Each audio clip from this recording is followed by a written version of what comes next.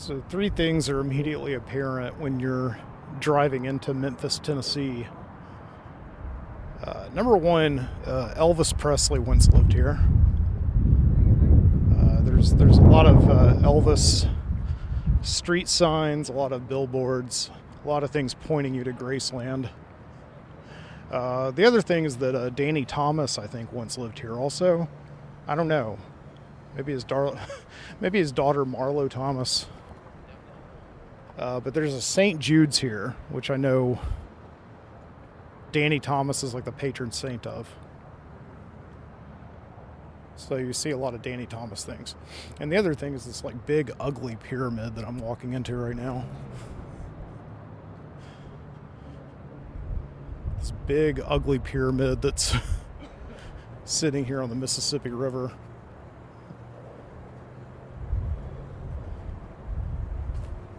Right before the bridge that you take to get into Arkansas.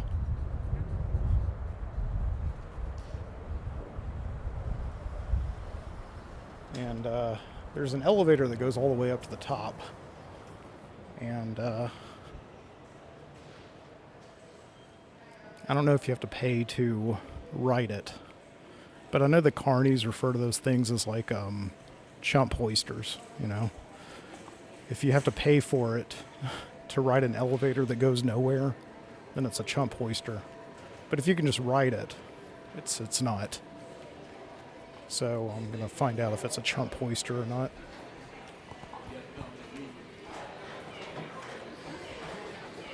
Had to go through a turnstile. I'm in the world's biggest Bass Pro Shop. Look at this place. Oh my God. It's like the so I'm in a hollowed out pyramid right now. Wow.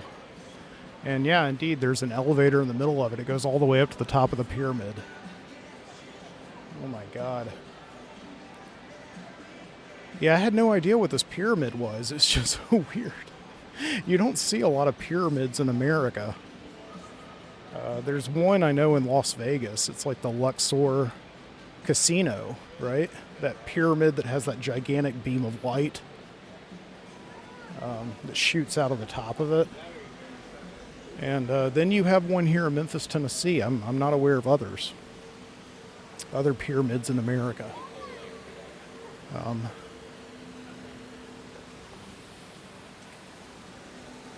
Yeah. And you don't know what it is. It's just such an anomaly on the landscape. Crossing the Mississippi River next to a pyramid. And but then it's pretty aware to you. You're made aware of it. What it is, there's a gigantic Bass Pro Shops insignia, like logo on the side of it, along with the gigantic Ducks Unlimited Heritage Center sign. So that's what it's all here for. It's just a big mall. But yeah, initially when you see it, you just have no idea. And it's one of those things, like, I guess that every like American city has, or any city that's trying to like attract tourists, you know, it's like one of those things that's, I don't know, you don't know what it is, but you're going to take your picture with it anyway. So, yeah. So, this is Mike Booty, your Midnight Citizen, here for another podcast. And I'm here in Memphis, Tennessee, just walking around. I just got finished at this conference. I haven't been to a work conference in quite a while. So I went to one just now, actually, at Graceland. It wasn't in actual Graceland. I was sorry to see when I saw the email inviting me to the conference. It said the guest house at Graceland. I thought I was going to stay in like Elvis Presley's guest house or something like that, but it's not. It's a hotel, and they call it the guest house because it's right across the street from Graceland. And me and a bunch of other people from the university who are here attending the conference. We were going to go to Graceland because, like, what else are you going to do here in Memphis other than just come and stand in the middle of this gigantic ass pyramid? And yeah, we were going to go to Graceland, and we were getting a 10% off discount because we were part of the conference. And when we found out how much it was like $80 for the full tour, of the mansion, of the plane that Elvis traveled on, of the toilet that he died on. Yeah, $80, including the 10% discount. And I think I realized in that moment when I found out how much it was to tour Graceland, how little I cared about Elvis Presley. Yeah, it's not like he's before my time. I think, like, in America, you just grow up with Elvis Presley, kind of knowing who he is. Although, obviously, the further through time we get away from him, the longer, the further we get away from his death in summer of 1977.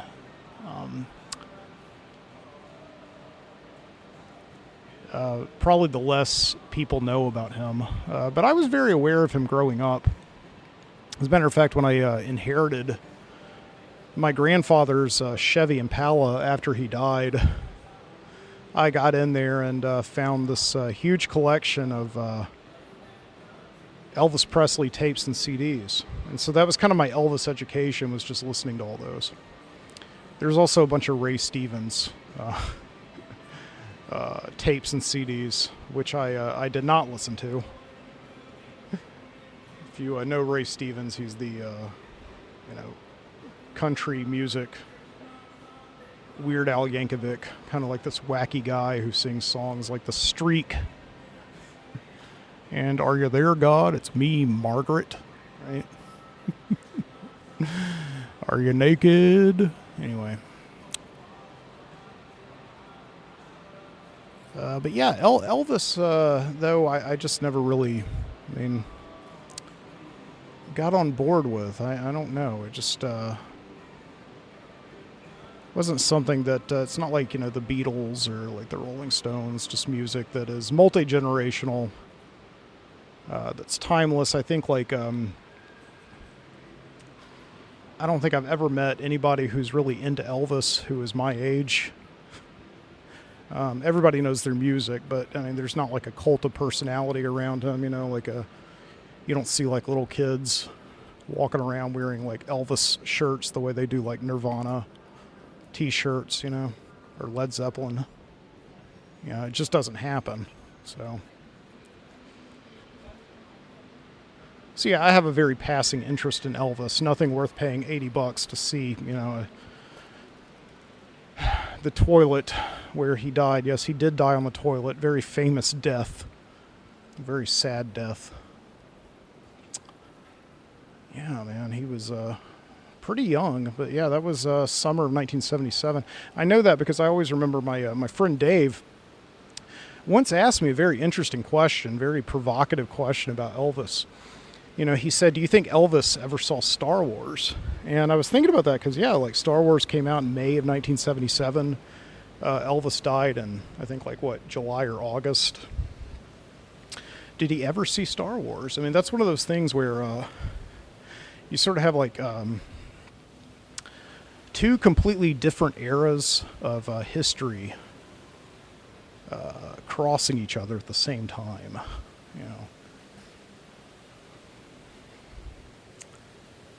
Elvis, who you really do associate with like 50s and 60s. And then, of course,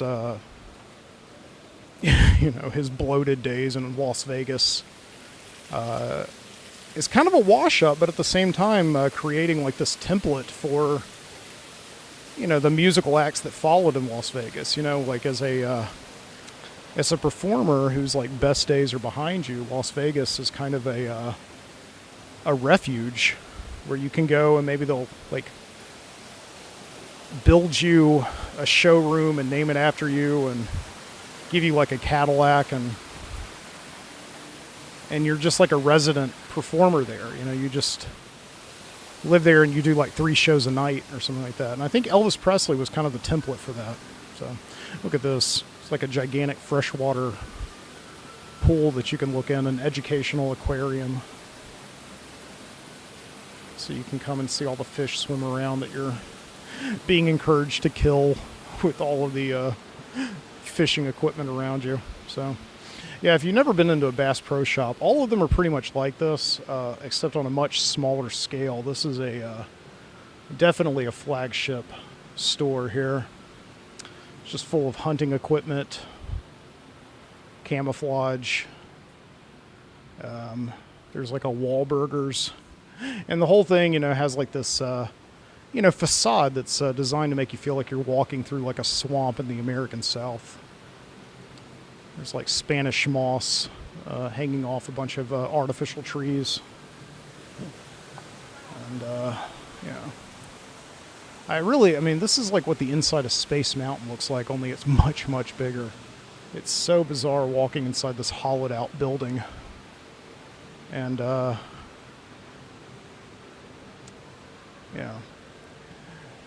So yeah, I'm gonna go and see if I can get on this elevator and go up to the top of this thing. And again, remember, you know, if you don't have to pay for it, it's not a chump hoister. You're not a chump. You're just somebody taking an elevator. But if you pay for it, then you're a chump. Because you're taking an elevator that goes nowhere, not even to a bathroom. Okay. Observation deck and the Lookout restaurant. Oh, there's a restaurant up there. Wait a second. Guests with reservations at the Lookout restaurant and hotel guests. There's a hotel here too. Oh my God. Yeah, look at this. $8. All right, it's a chump hoister. $8. God damn it. All right, I'm a chump. I'm going to go. Hello everybody, I'm Bill Dance. Did you know that you're taking a ride of the nation's tallest freestanding elevator? You're flying over 300 feet in the air. Now that's taller than the Statue of Liberty. Here's another fun fact for you. This elevator and everything you see when you look down would never have happened had it not been for one big old Mississippi River blue cat. One day, my dear friends and fishing buddies, Johnny Morris, the founder of this place, Jack Emmett and I were not very far from this building on the Mississippi River fishing. Johnny was trying to make a major decision if he should put a Bass Pro Shop in the pyramid and kept asking, should we do it? Not knowing how to answer, he finally said, I'll make it easy. If we catch a catfish over 30 pounds, we'll put a Bass Pro inside. Well, guess what? There we were when Jack set the hook and reeled in a fish that removed all the pressure. A beautiful catfish, a little over 30 pounds. Johnny screamed out, it's a deal, we're gonna do it. We all kissed the fish and released it. Before the fish even got back to the bottom, Johnny started making plans on turning this place into an outdoorsman playground. A good fish story, huh? Well, you're just about to the top, and I want you to go and have a big time at the Lookout. Don't forget to step out on those glass overlooks and take a look at the most amazing view of Memphis. Have a good time, folks. Yo, bro, get up out of Hey, bro, man, I'm at work, bro. I'm at the Lookout now. Bad Pro. I'm finna walk to the Bad Pro Center. Throw down on me. Okay. All right, so we're at the top of the pyramid, and yeah, there's a glass bottom floor, so you can like look down and imagine what it would be like to fall to your death. So, I mean, let's face it, that's the reason they put these things here, right? Imagine our own mortality. All right, so I'm looking at the Mississippi River now. Look at this.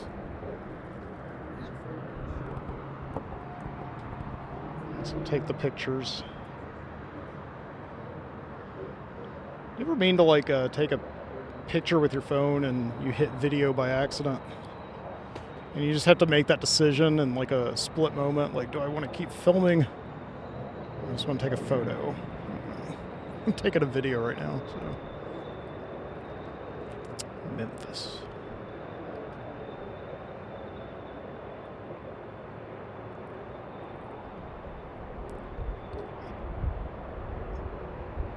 I've like driven through here a couple of times. I was actually just driving through Memphis this past summer with my wife. We went to Hot Springs, Arkansas, but we didn't. And that's what the first time I ever saw this pyramid. And I was honestly like, what the hell is that? I had no idea what it was, but I took a picture with it anyway.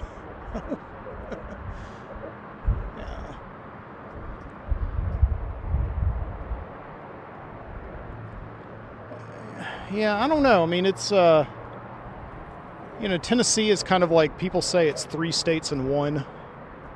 It's east, middle, and then west. So I'm in West Tennessee right now. It's so strange because it only took me like 4 hours to get up here. But I drove across 4 states in that time. So it was like Alabama, Mississippi, Tennessee, and then I went over the river to Arkansas where my campground is, where I'm heading back to right now in just a few minutes. So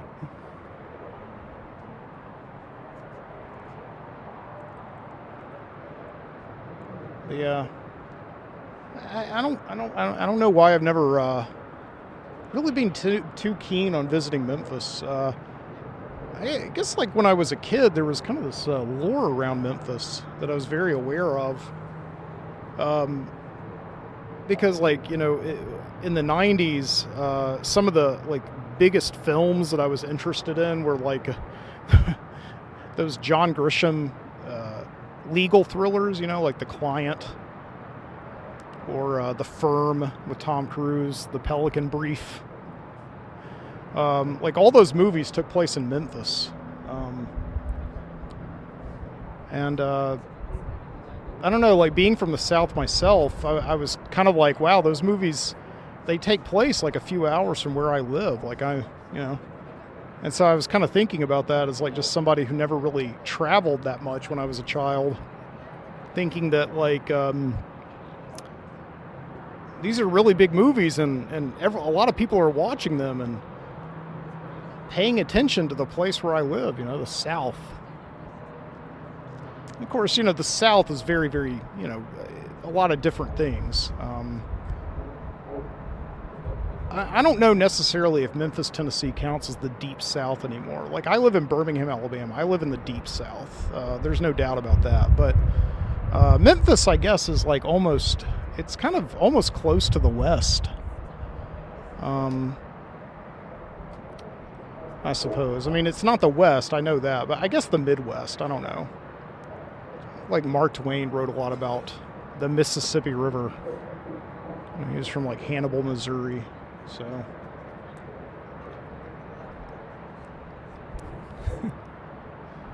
I was wondering if I should go around and see if I can find some filming locations for some famous John Grisham movies. I don't know, there's a bridge here somewhere, I thought, that actually has like one of those sky trams that goes under it. Like that was in that movie The Firm, right? Yeah.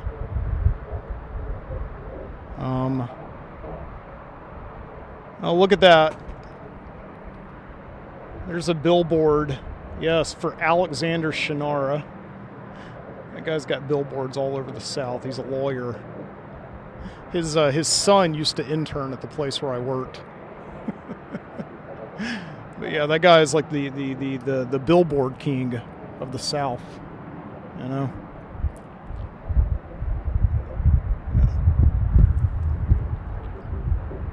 Yeah, I don't know. I've kind of done enough sightseeing for today. I sort of like, it's kind of been a long day. I've been at like that conference across the street from Elvis's house all day long. I kind of want to go back to the cabin.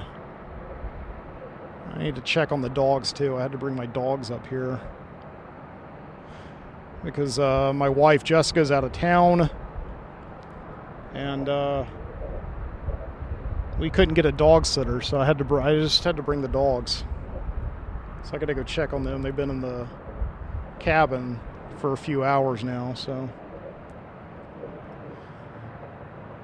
I mean, I did some sightseeing. I don't know. I thought going by Graceland, I thought I could just see Elvis's house. That's kind of all I wanted to do, is just maybe I could see it for free or something like that. I don't know what I was thinking. You can't see Elvis's house for free. They've put like a giant wall around it, like it's Mecca or something like that. And I mean, in a lot of ways, it is Mecca, you know, for Elvis Presley fans, I guess. Very popular place, that Graceland. Yeah, I drove by it, and there's like a gigantic, visitor center, a museum, and all that. I don't know where the actual house is. It must be buried in there somewhere. I don't know. Maybe it's like walled up inside of a giant, the giant museum or whatever, kind of like this Bass Pro Shop, pyramid or whatever. But yeah, it's like I always used to think that like Six Flags was Disneyland for rednecks. I don't think it is. I think it's Graceland. It's like driving through the parking lot today, and just there were license plates from Alabama, Mississippi, Missouri, Texas, Louisiana. Yeah, that's a pretty good representation of Southerners right there, I'll tell you. Yeah.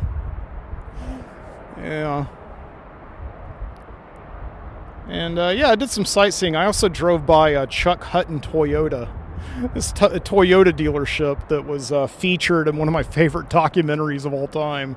This movie called Slasher, directed by John Landis, which is about this freelance, like gun for hire car salesman. Like if you run a dealership and you're and it's in trouble, and it needs to have like a really productive weekend of moving cars around, you call in this guy, the Slasher.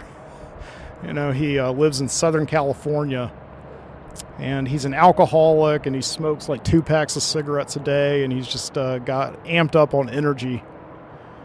And you fly him and his DJ out to your Toyota dealership. And yeah, that movie Slasher, it came out like in 2002 or something, and like nobody knows about this movie. It was like I think it premiered on either like the Sundance Channel or the IFC Channel. But yeah, it was directed by John Landis, who did like Animal House and the Blues Brothers. I think it was the only documentary he ever made. But man, it's just one of the best movies ever. Just to like watch this guy who's just all this pent up energy, and you just like unleash him for the weekend and just like go and sell cars to people. And there's like this lottery they do where you can come in and like somewhere on the lot is like this $88 car. It's like a car that they're going to sell you for $88. So the if you can go there and find the $88 car, you can buy it and drive it off the lot. Well, it's pretty easy to find which one the $88 car is. It's like this piece of shit beater person in the movie who wins it. They drive it off the lot. I don't want to tell you what happens to it, but the film crew follows her home after she buys the car for $88, and it does not go well. So, anyway. But yeah, I went by that dealership today, the Chuck Hutton Toyota dealership. That was my tourism today. I think like, yeah, if you can't go to Graceland, you can't afford Graceland, drive by the Toyota dealership. Actually, if you walk in, it may end up costing you a lot more, but I don't know what I'm talking about. I am sightseeing right now. I'm seeing all of Memphis. It's beautiful. It really is. Like the sun's kind of hanging low. Should be setting in like about 30 minutes or so, I guess. Sun's setting over the Mississippi. I need to take another picture. I wonder if anybody's ever fallen from here. I don't know. Like really, I mean, isn't that what you think about when you come to places like this, where the whole idea is just to like be in a high place and just look down? I mean, like, yeah, the sights are beautiful and everything, but I mean, let's face it, It's like when I went to Niagara Falls. I mean, everybody, I think, goes to Niagara Falls, and the first thought that they have before they admire the view is like, I wonder what would happen if I just flung myself in there. So, yeah. All right. I'm going to get out of here and go eat something. Mr. Information, get me Memphis, Tennessee. Okay, it's a little later now. The sun has gone down, and I'm in Arkansas, across the river. And it's a cold night. Here, weather has just been so funky. I know that's a boring topic, but it really has. When I left for this little trip yesterday, I didn't even think about packing anything really warm. I brought a sweater, but not because not to keep warm, but just to kind of look nice at the conference today. I had to give a presentation, so. So yeah, I'm wearing that sweater right now along with my rain jacket. That's all I've got right now. And I'm sitting out on the porch. And fortunately, there's a little space heater in the cabin that they give you, that they supply you with. So I plugged that thing in and brought it out here with me. I'm not really getting much, though. Yeah, it's a space heater. It's not.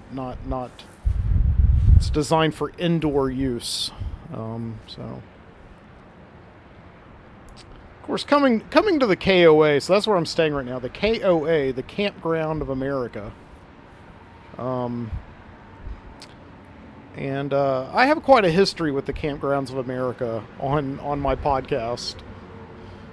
Here, I first stayed at a KOA and recorded at one back in March of 2015. Yeah, March of 2015, when I went to Chattanooga, Tennessee, which was the KOA that I always stayed in as a kid with my parents, and I traveled up there just to just to see if it was still there. I didn't know if it was even still there. It just seemed like kind of this fleeting memory I had from my childhood, and lo and behold, it was still there, and I stayed there for the night. I went into Chattanooga to see Joe Bob Briggs give a talk there. You know, the redneck film critic of Grapevine, Texas, who a couple years after that moment, he started doing this show on Shudder. You know, one of these streaming networks that shows horror movies. He started doing his old thing where he would come on and host horror movies. And back when I was seeing him in Chattanooga in 2015, and then the year before that when I went to see him at the small little film festival in Nashville, Tennessee, or no, Nashville, Indiana. What am I saying? He had a following, but it was very, very diminutive, very small compared to what he now has. He's like this cult horror icon now. It's like when I went to see him in 2015, I got to talk with him afterwards. There was nobody that was really talking with him, and I just went up to him, and kind of the same thing happened the next year when I went up there with some friends. And then the next year when he got put on Shudder, he had this line out the door to meet him. He was suddenly very famous.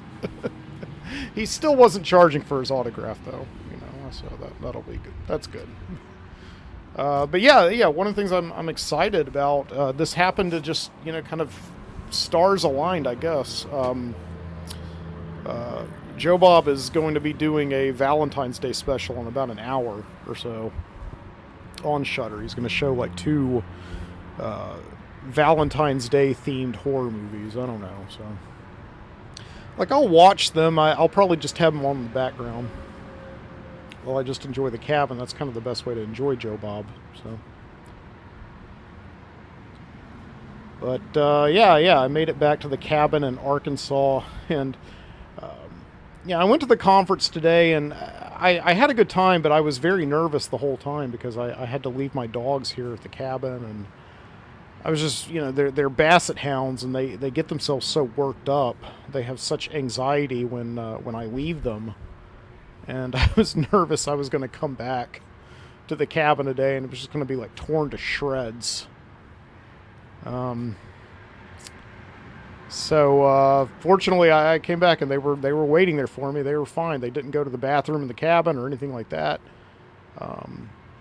I took a lot of preventative measures to make sure that would not happen, and I wouldn't be charged like an extra cleaning fee or whatever. So, but they're in the cabin right now sleeping because they've had a long day. So, an interesting thing I learned today is one of the first things that you see when you cross the Mississippi River from Tennessee into Arkansas is you pass a town called West Memphis. You see the Arkansas state sign, and then you see the sign for West Memphis, and it's very confusing. It's called West Memphis, Arkansas. It's very strange, right? It's West Memphis, yet it's in Arkansas. Like, I don't know why they don't just call it like East Little Rock. It's very odd. You can hear that this KOA is not very secluded. There's a highway right behind me, and a liquor store. Looks like it's open all night, so yeah, I may go over there a little later.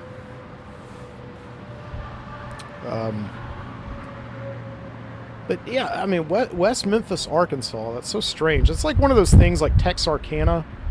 Like, I went there this summer. That's the town.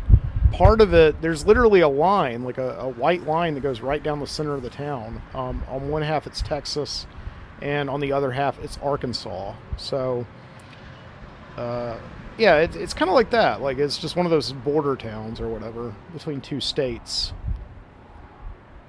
Once out between two worlds. Magician longs to see, right? Twin Peaks. So, yeah, that'd be like a good trivia question for like Who Wants to Be a Millionaire or something. In what state is West Memphis?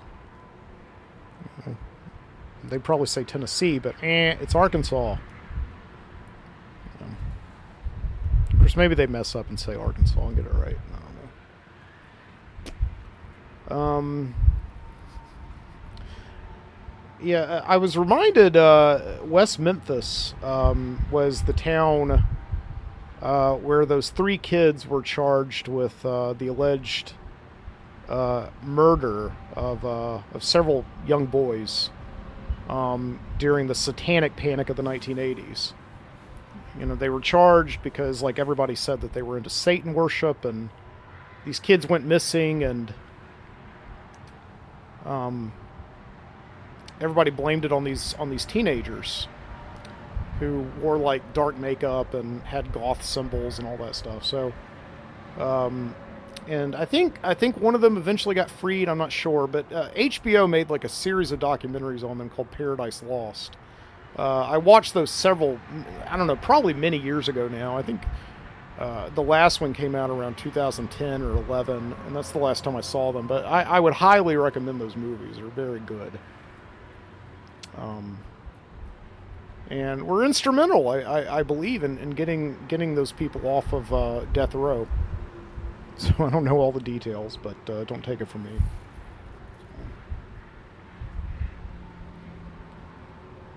But yeah, I did go to a conference today, and this is not my first podcast that I've done at a conference. I think everyone that I've ever gone to, and it's kind of strange. Like, when I was my first job out of college was working for a marketing company, and we did marketing for trade shows. So we were based out of Birmingham, and my job was just to drive all over the country and set up these little marketing kiosks at these trade shows. And, where the companies that were exhibiting at those shows would like give us their literature, and we would just display it on like a rotating kiosk at the front of the, at the front of the exhibition hall. So I've talked about this before. I just go to all these conferences all over the country. My first one was working at the Toy Fair at the Javits Convention Center in New York City in February of 2007. And that was. It was so much fun. I got to, just right out of college, get to travel everywhere and just go to these conferences, which are, basically just a chance for like people in whatever industry or whatever profession just to get together, and like mostly it's just like people drinking. Like, they go to these breakout sessions and keynote speeches, and then at night they just go out all night long and go back to the conferences like hungover the next day, because it's like, they're all a bunch of people who know each other. They go to work every day, and the only people that they can talk to about their jobs are kind of their wives or their husbands or whatever. And now they have like 3 unchaperoned days in a foreign city together to just talk about people, to talk about their jobs with people who work their same jobs. So,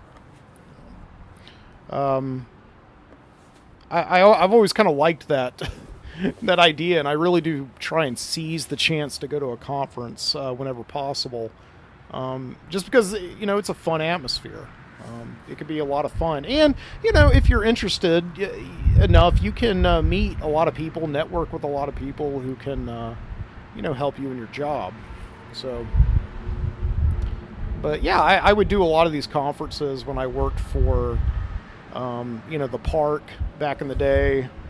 I went to several as a teacher, and now, I'm a grad student, but I work as a tutor in the University Writing Center, where we help students with their, with their various drafts, their writing, and this is a first for me though. So I'm at the Southeastern Writers Conference Association. So it's a collective of writing centers at universities like all over the Southeast. So we were meeting with people today from like Auburn and the University of Mississippi and Ole Miss and Auburn, or Vanderbilt, and they were all there. A lot of other different people. There was one girl who was like at a school in Miami. She flew up here, so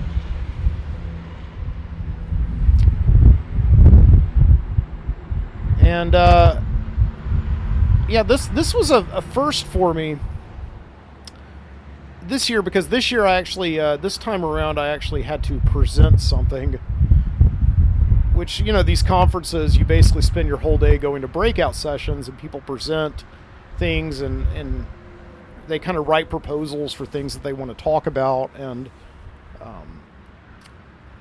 back in October, I was kind of encouraged. I was talking to the writing center director about something, and she like encouraged me to write a proposal and about it, that like this might be something that other writing center tutors might want to hear about. And so me and a couple of other people, we wrote a proposal for a presentation, and we got accepted. And I was kind of like, I was hoping almost like not to be accepted, because you have to go and give like a speech, and you have to be in front of people as like an expert. And it was very nerve-wracking to me. Like, I won't lie,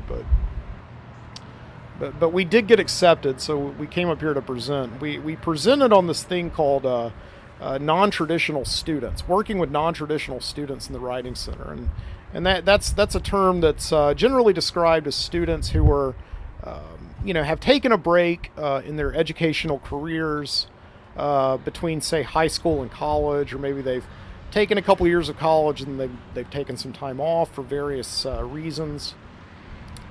And some of the students may be like multilingual, may come from diverse backgrounds, socioeconomic classes and things like that.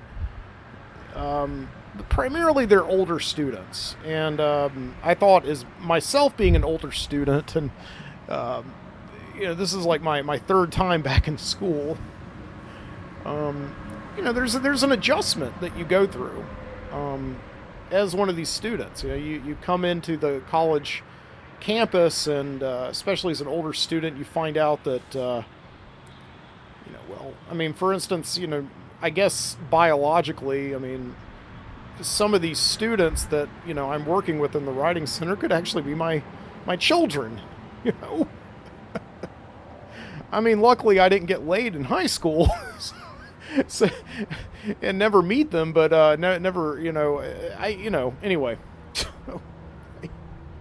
they're not. I'm fairly sure. But yeah, as you get older, you kind of go back into the college environment, and it's not really an environment that's made for you as an older person. It's very much for young people. And so, you have different goals and aspirations. Like a lot of the students who enter the college environment right out of high school, they're obviously, hopefully some of them want to learn something, but it's a chance to get away from the house. It's a chance to just be their own boss for a little while and see what living independently is like. Whereas, for older students, they've done all that, and now they really understand the purpose of why they're going to college, right? Another thing also is that a lot of non-traditional students, they're paying their way, so they're going to go to all their classes. They're going to do all of their assignments, and I mean, because they really are paying the bill. They're eating all of the steak. It's not like you're a kid whose dad, orders you a steak because you say it looks good, and then it comes to you and you eat like 2 things and 2 little slivers, and then you're like, I'm full. It's like you really value how much that education you're getting cost. And, not to say all young people are don't appreciate it, but they're less likely to.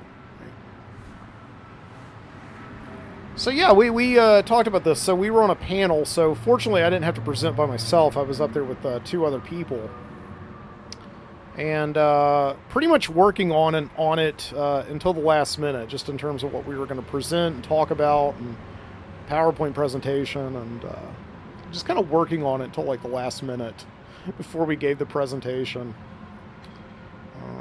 But yeah, I did pretty well. Like, I think public speaking has never been one of those things that has really bothered me. I think just because, like, I have been, like, it used to be my job. I would get up in front of people, not just as a teacher, but also, like, working at the park and giving tours. And, I like public speaking, getting in front of, like, 100 people at a time was kind of my job. And as long as I knew what I was talking about, I was totally fine. Once I started talking out of school and pretending that I was an expert, that's where I got into trouble. So, I kind of developed this style very early on of just being in front of people and being like humble and conversational and just trying not to be formal and just be like approachable. And yeah, I mean, sure enough, like it worked for me today. Like after the presentation, several people, came up to me and talked to me afterwards. And, I think that's how you know that you gave a pretty good presentation, is that people actually want to like keep talking to you afterwards and have conversations about what you were talking about. So if you run out of time and people are still talking to you, I think that's always a good thing. And that's what happened today. So I was very happy with how it went. Yeah, I mean, I won't deny it. I'm no better. I was a little nervous. But, once the thing got going, it went perfectly fine. Yeah. Oh. Once you sit out here, it's not so bad. Step in here. Hey, girls.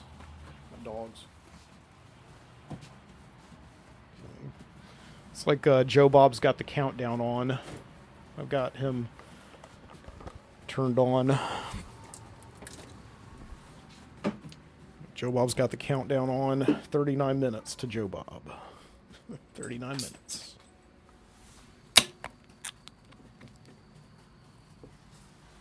So, Yeah, and today, after I got out of the conference, I was so relieved to just be done with the presentation and just be worried about that. I know, it's okay. That the first thing I got on was I did not Google how to get home back to the KOA. I Googled where's the nearest cigar store near me. So, yeah, there was a cigar shop about 2 miles down the road, so that's where I went. And, yeah, I got this Alec Bradley Magic Toast cigar. Very much looking forward to having that a little bit later when Joe Bob starts. Watching some Joe Bob with a cigar at the cabin. I know, Izzy, it does sound nice, doesn't it? Right? Yeah, I know. Oh, man. So, yeah.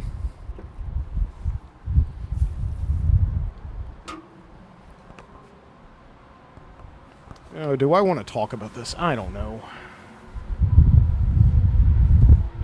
There's a topic I do want to talk about, and I don't know. You know, my podcast has never been a political soapbox. I think that's boring. It's not the kind of like vibe that I want to build here and that I want to let out and just put out. Like every single time I've talked about anything political on my show, I've regretted it immediately afterwards, and I may very well regret what I'm about to say. But, you know, I think, like, one of the reasons that I started doing this show many years ago is because I am a very curious person. I do like to just explore things by talking, and sometimes I don't even know, like, my opinions. I don't know where I am on anything until I start talking about it, right? And I think one of the problems that we're having right now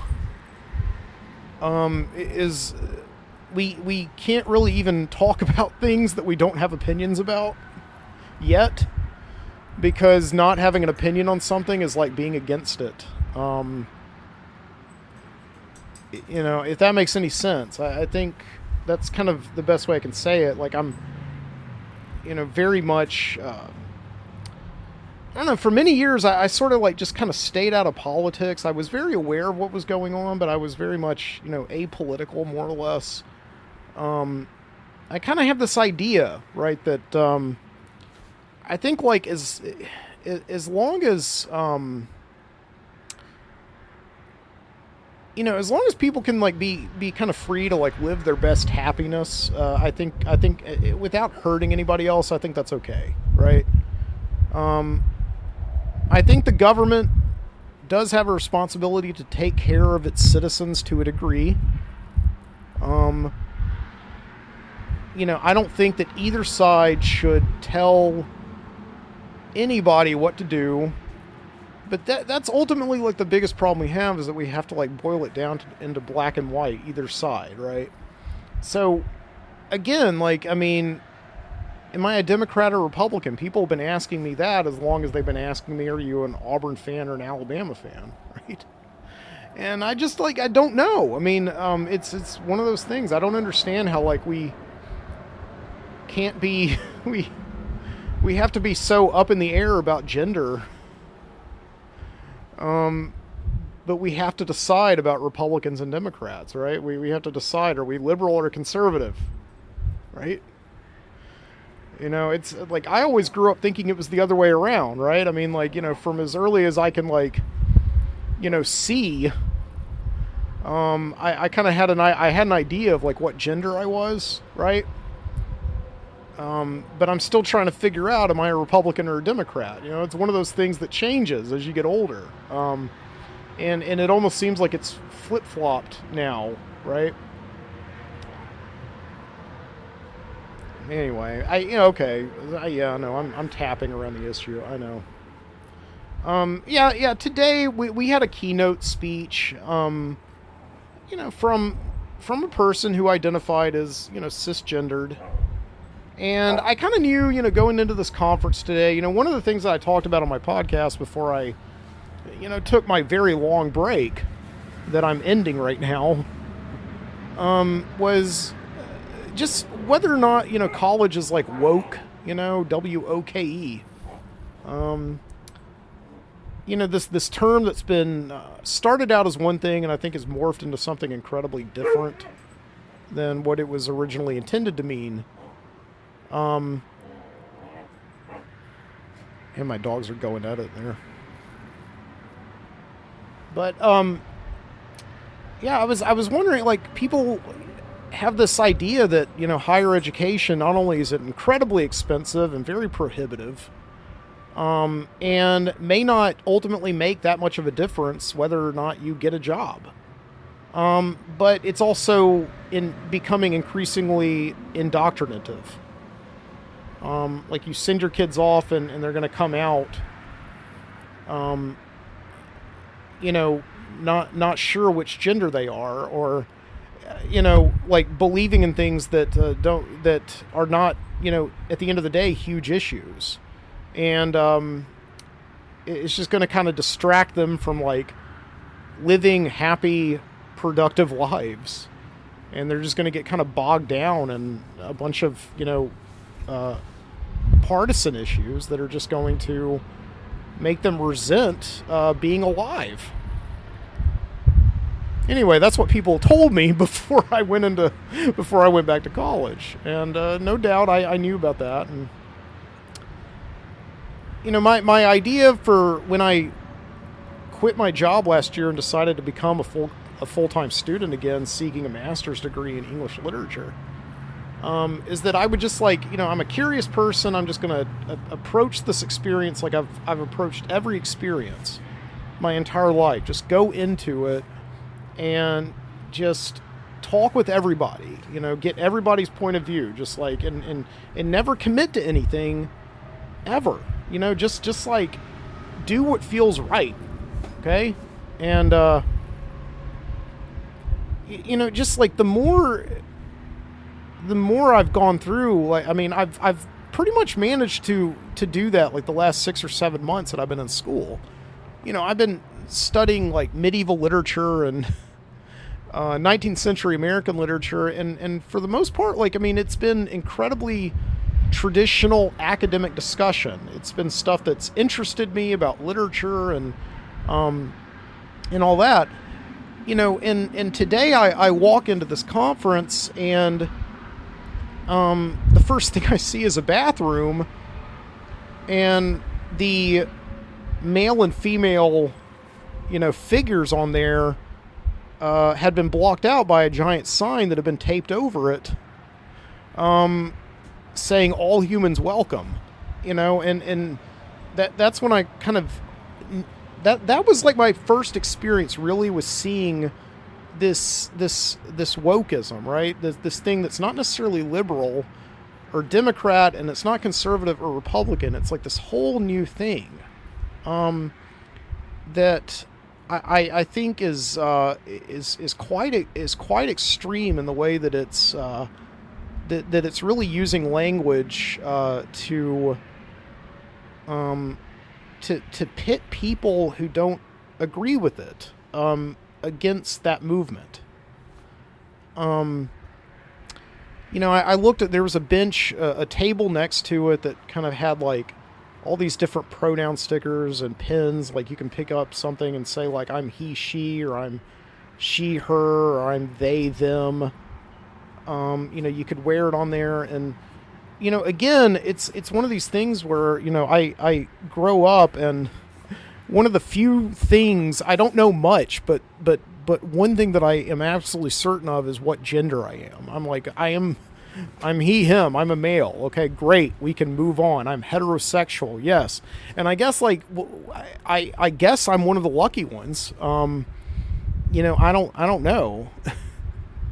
But it's one of those things that because I had to, I knew this so many years ago, it's not something that I've ever thought about again. And, now I'm in an environment where everybody just seems to not really be sure of this. And And I guess what kind of scares me about this a little bit is the fact that if we can't decide on what genders we are, then how the hell are we supposed to solve any of the problems that we have in the world that are truly, genuinely complex? And that's one of the things that I think is like, it's like we are so bogged down right now in just like complex issues that we're just withdrawing within ourselves and just questioning the very basic nature of who we as individuals are. And yeah, there was a keynote speaker today who was cisgendered and came on and did say some things that made me think about a few things in different ways. In terms of the fact that, I am cisgendered and it's taken me many, many years of struggling to finally figure that out.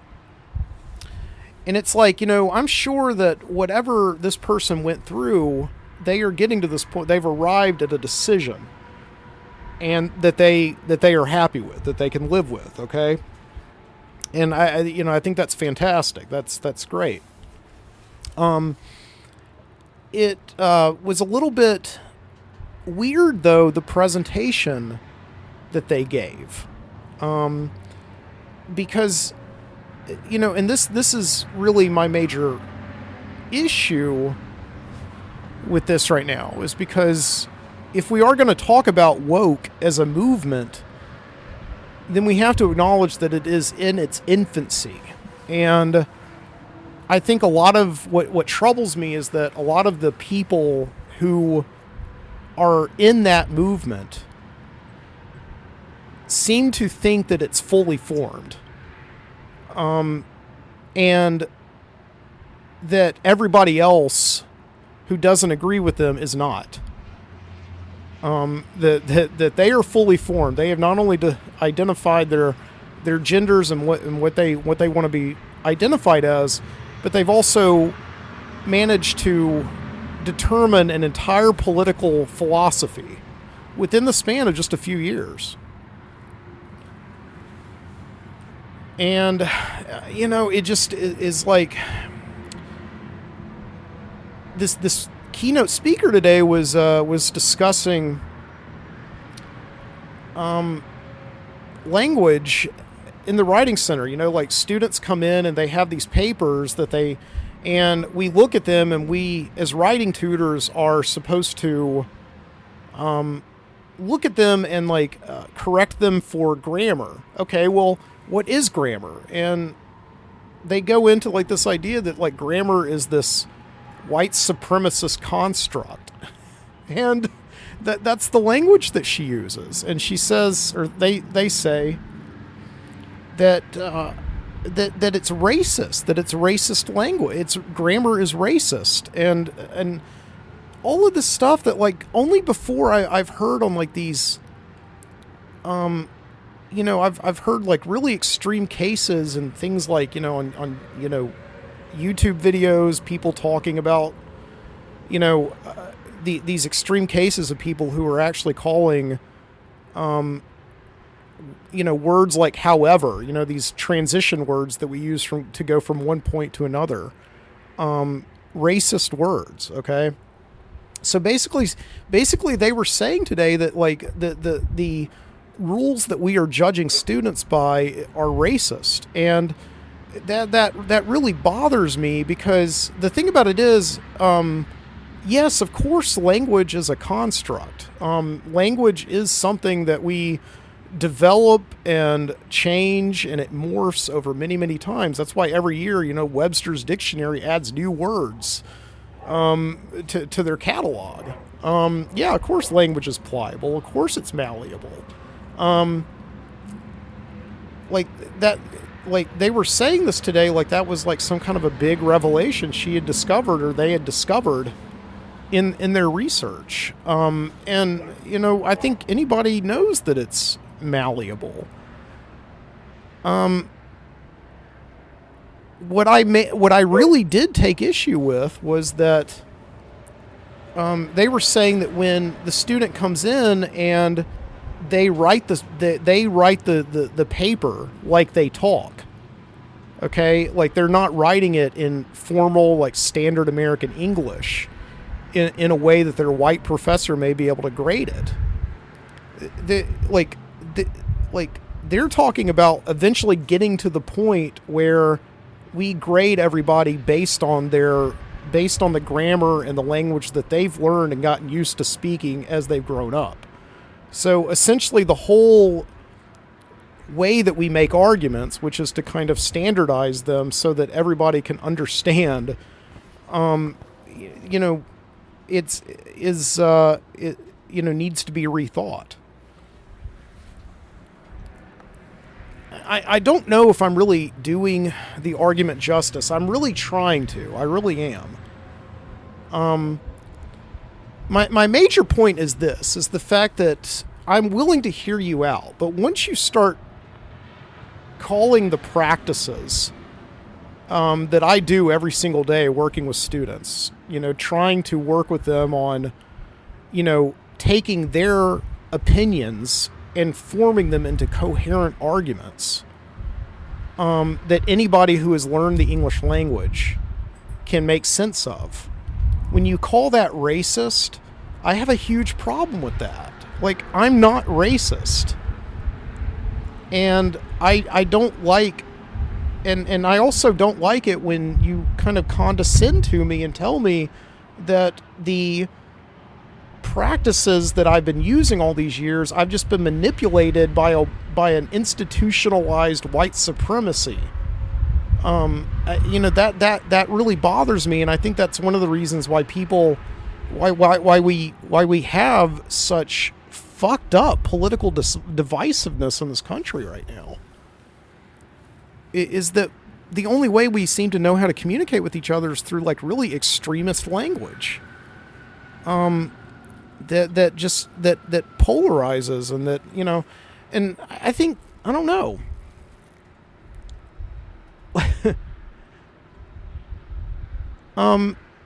One thing that I was noticing was really missing from this person's argument, from this person's keynote address today,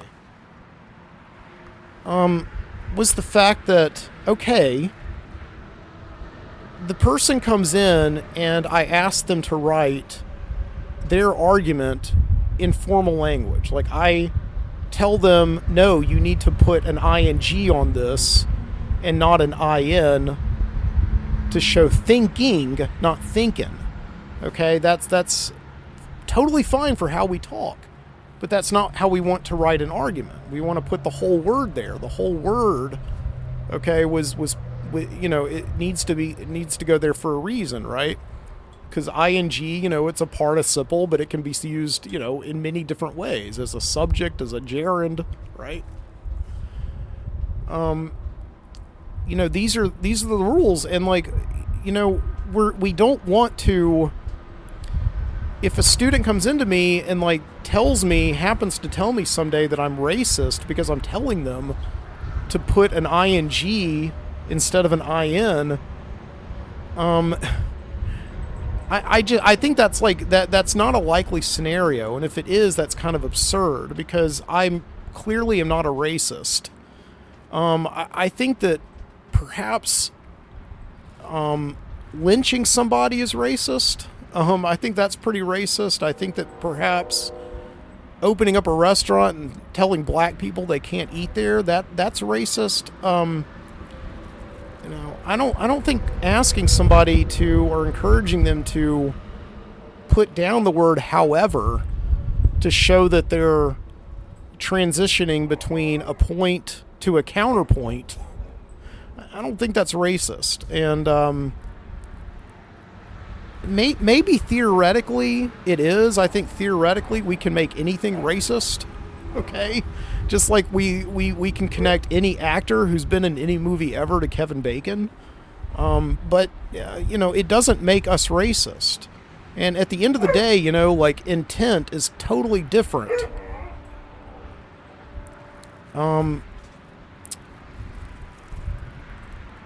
Than perception, okay?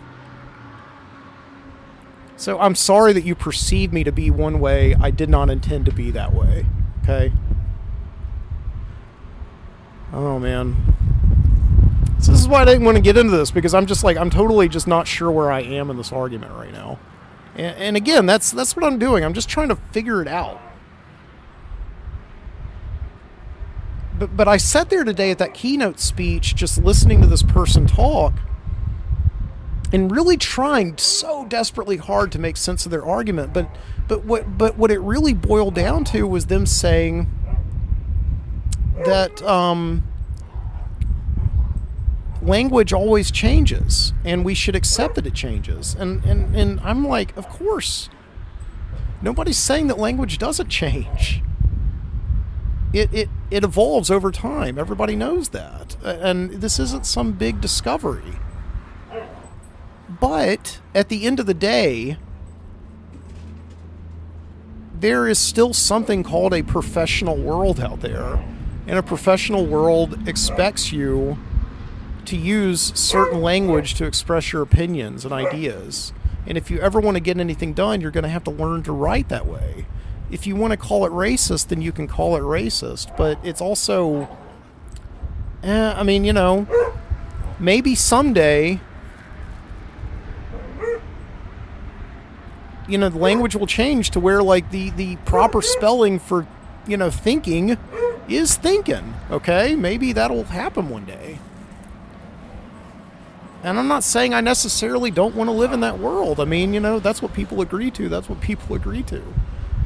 I'm getting used to the point right now that, like, most people say LOL instead of laughing out loud, instead of actually doing it. You know, I'm still one of those people that when they text at the moment, I actually say at the moment. I don't say ATM. Just because, like, an extra 15 seconds spent composing a text is not going to kill me.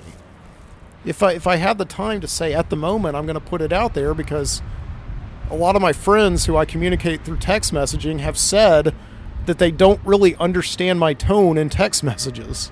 So I try to be as clear as I possibly can. Maybe I should start saying ATM. I don't know. But that was her big closing moment today, is that she showed us all a picture of a sign that she saw in the library at the school where she teaches. That said, "Room is closed, ATM." And she asked everybody to put up their hands if they knew what that meant. And it kind of took me a moment, because it was out of context, and I was like, ATM, you mean like automatic teller machine? And then I was like, oh, ATM, that must mean at the moment. And everybody raised their hands. And the keynote speaker said, exactly, that's my point. Language is always changing. 15 years ago, we wouldn't have said ATM, but now we say it and everybody knows what it means. Thank you very much. And that was the end of the speech. And it was, again, one of those things where it's like, yeah, language changes. And language, the grammar that we have today was not constructed by a bunch of white supremacists. It was constructed by everybody in society working together over many different years to obtain meaning, okay? Like the name itself, woke, if you say it now, okay?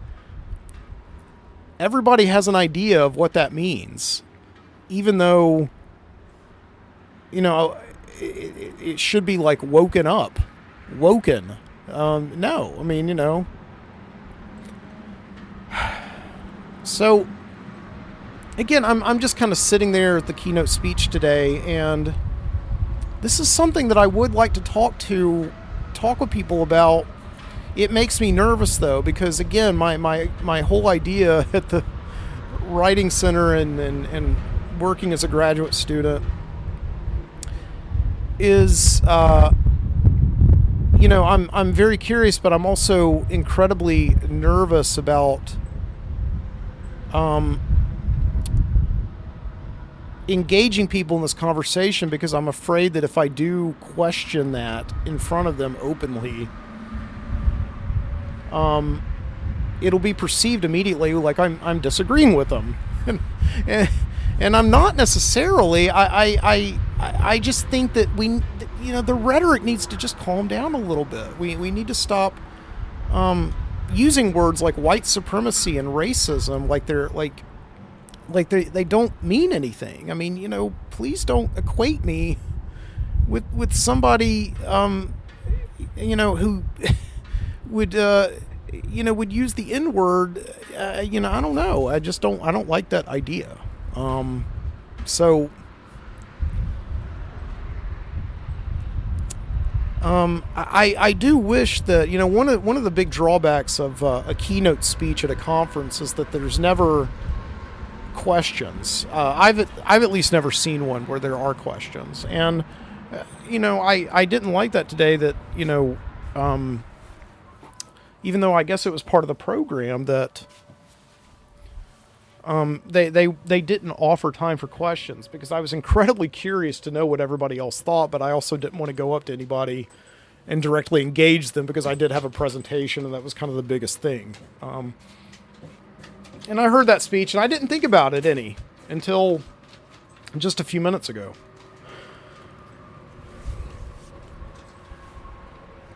And I don't know if I know anything new now that I didn't when I started talking about this like 20 minutes ago, but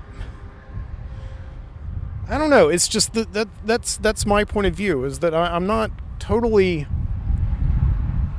disregarding this conversation at all. But I don't believe that asking students to write in a formal way, in a way that the professional world accepts, in a way that they're paying the university a lot of money to hopefully give them marketable skills, and to just tell them that to write how they feel and how they talk, rather than how somebody who is going to be hiring them someday might want to read their work. I just don't think that's a good idea. I don't think that's a good practice, and I think that may be a little bit dangerous and a huge disservice to students. So I don't know.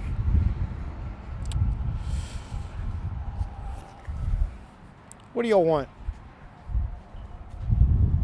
I think my dogs have just been in this cabin today, and I think they're just so nervous that I'm going to leave them again. I'm not going to leave you. I'm not. Look at this. Joe Bob's about to come on. Look at this. We got dog biscuits. Y'all want some dog biscuits? There you go. Guess I probably need to feed them. We've got some popcorn. You can't have that, but we've got it. Okay.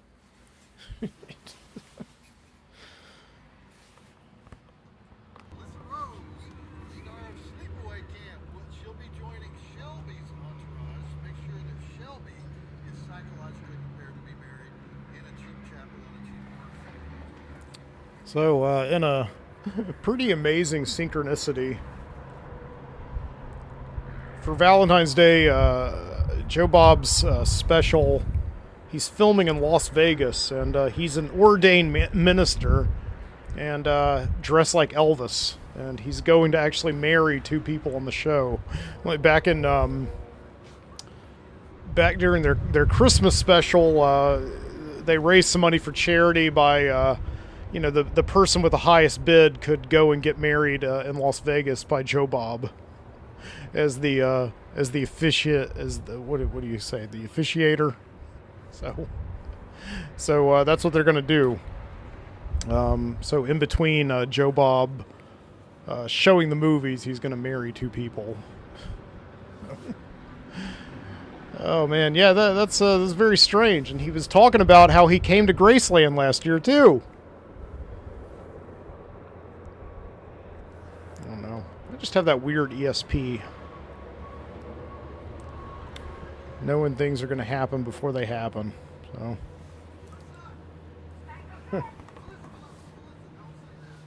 Yeah, that's one of those big things about Las Vegas is this idea that I guess you can go and get like a quickie marriage. I don't know what the laws are in Nevada that's possible. Is it just in Las Vegas, like Clark County, or is it in all of Nevada? Can you just go anywhere in Nevada and like get, I guess, like a quickie marriage? But yeah, like in Las Vegas, it's like associated with just elopement, right? Like, I don't want to wait for the wedding. Let's go and get married now. Or, like in all the movies, two people go, they get like super drunk and they get married and they wake up and have to deal with the consequences. What happens in Vegas stays in Vegas. You ever hear that, that little chestnut? Yeah, I've been to Las Vegas a few times. It's really not like the best place. I'm not like a gambler. And I think they actually do have legalized gambling here in Arkansas, by the way. I passed a casino on the way here, so yeah. But yeah, if you're not really a gambler, I mean, there's things to do in Las Vegas. Like back at Christmas, I visited with my friend Trent, and he said that he used to love Las Vegas, but ever since they took out the Star Trek exhibit, he doesn't go anymore. So, yeah, but I went once in like 2005, again in 2007. Jessica and I were going to go again a couple of years ago in 2020 before COVID happened. We were going to fly into Las Vegas and then like drive out to San Francisco. And obviously that didn't happen. So, yeah.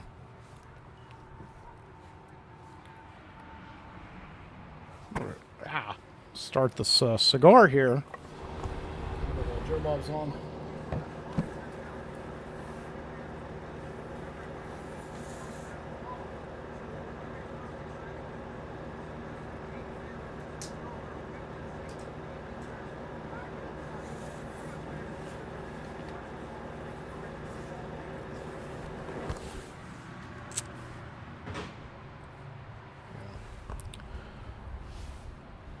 So, yeah, I just thought, I'm in Memphis and I've got my recorder. I might as well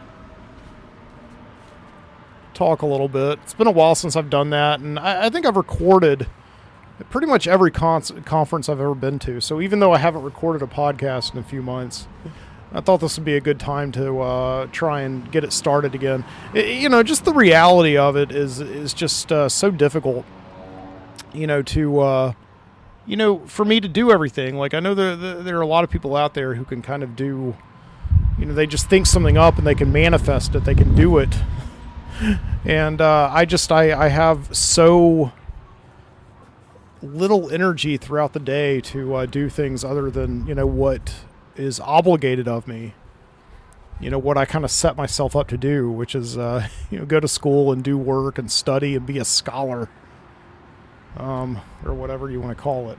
So, I love podcasting so much, and I am glad that it is something that has stuck with me for quite a long time now. I mean, this is pretty much 13 years now I've been doing the show. I mean, I haven't done it continuously, but I have been doing it. It's been something that's stayed with me through every aspect of my life since before I met my wife. And so I do want to keep doing it. I don't know if I'm going to do another show next week or whatever, and I wish I could say tune in, but I don't know. Really what this is I just want a record of this really fun and interesting trip to Memphis, Tennessee. First time I've ever gotten off the exit here. And, of course, I'm in Arkansas, but at a KOA across from the liquor store. My God, it's cold tonight. Jeez. It's like I'm stepping outside onto the porch, and it's just like, ugh. So anyway, keep your eyes open.